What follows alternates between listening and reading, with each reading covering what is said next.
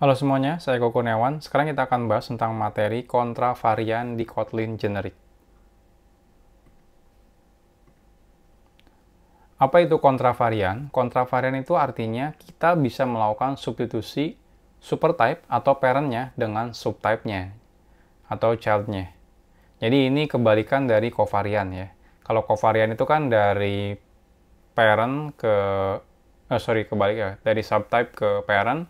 Nah, kalau kontravarian itu kebalikannya dari parent ke subtype-nya atau child-nya. Nah, cuma ada syaratnya juga. Tidak semua jenis kelas generik yang mendukung kontravarian, hanya kelas generik yang menggunakan generic parameter type sebagai parameter function untuk inputnya. Jadi ini beneran kebalikannya dari kovarian. Kalau kovarian itu kan teman-teman cuma boleh bikin untuk output ya, output function, return value dari functionnya. Nah, berbeda kalau dengan kontravarian, ini justru kebalikannya. Teman-teman nggak boleh bikin function yang ngebalikin data generiknya. Teman-teman hanya boleh membuat function yang menerima input data generiknya.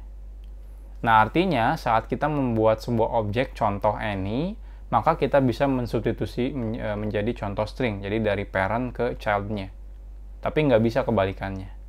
Untuk memberitahu bahwa generic parameter type tersebut adalah kontravarian, sorry saya salah ngetik ya, kontravarian harusnya kita perlu menggunakan kata kunci in.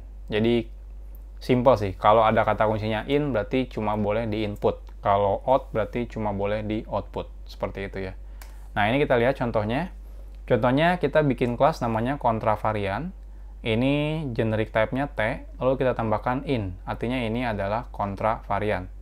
Selanjutnya teman-teman bisa bikin function say hello, di sini inputnya T. Ini boleh.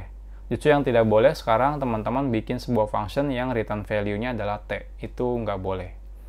Nah, kalau teman-teman udah bikin kontravarian seperti ini, maka teman-teman bisa substitute dari contohnya teman-teman bikin data satu kontravarian any gitu ya. Lalu di sini kontravarian, lalu teman-teman substitute ke kontravarian string diambil dari data satu ini. Nah, ini boleh.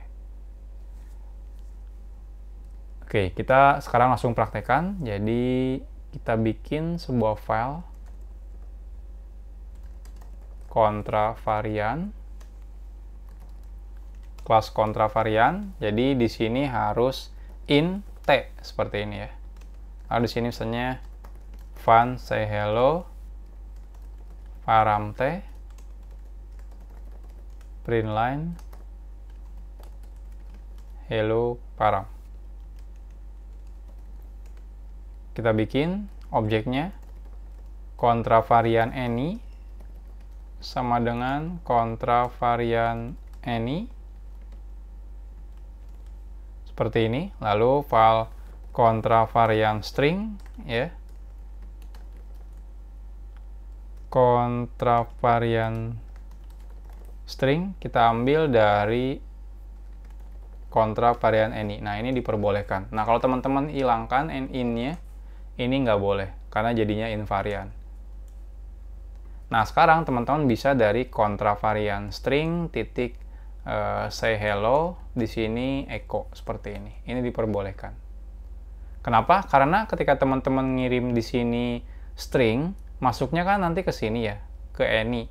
Nah, dianggapnya kalau di sini any, teman-teman masukkan string itu masih boleh. Yang nggak boleh justru bikin sebuah return. Jadi kalau misalnya teman-teman fun get data gitu ya, ini T, return data, misal saja, ini kan nggak boleh ya. Nah, ini kalau lihat teman-teman lihat errornya nggak boleh. Ya. Nah, kenapa nggak boleh? Kalau teman-teman di sini misalnya ganti menjadi string gitu ya. Lalu teman-teman di sini get data. Jadi misal saja di sini kontravarian string ya. Get data. Ya. Balikannya kan string. Padahal sebenarnya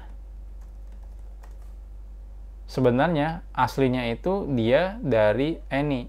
Jadi yang return di sini pasti datanya any, sedangkan teman-teman di sini ekspektasinya string. Maka otomatis bakal error. Maka oleh karena itu yang kontravarian itu tidak boleh membuat function yang mengembalikan data generic type-nya. Jadi ini tidak boleh. Saya komen biar teman-teman bisa lihat. Coba kita running. Nah, hasilnya seperti ini. Nah, jadi itu 3 pembahasan tentang invarian, kovarian, sama kontravarian. Walaupun sekarang mungkin teman-teman mikir buat apa ya kayak gini. Nanti teman-teman bakal tahu kapan kita butuh seperti bikin generic type yang sifatnya invarian, kovarian, atau juga kontravarian. Next, kita akan bahas tentang generic constraints.